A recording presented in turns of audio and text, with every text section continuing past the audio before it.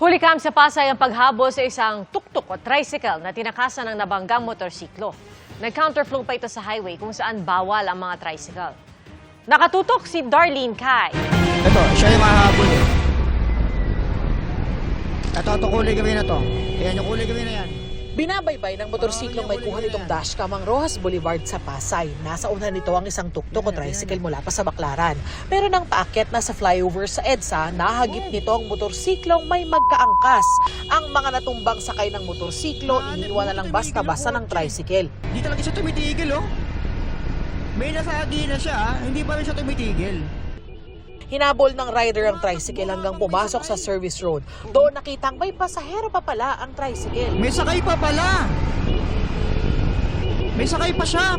Mula sa service road, lumiko ito pabalik sa Rojas Boulevard kung saan ito nag-counterflow. Kumaliwa ito at pumasok sa isang kalsada. Tumulong na rin ang iba pang rider sa paghabol sa tricycle. Umikot lang. Saka ito naabutan ng mga rider ng huminto para ibaba ang mga pasahero. Agad na aresto ng pulisya ang 39 anyos sa driver ng tricycle.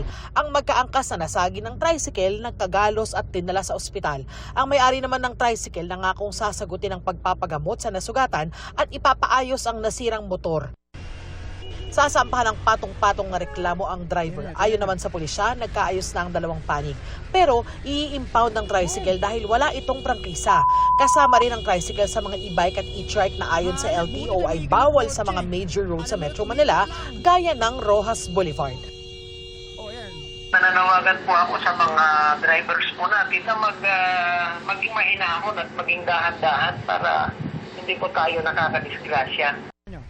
Para sa GMA Integrated News, Darlene Kai, nakatutok 24 oras.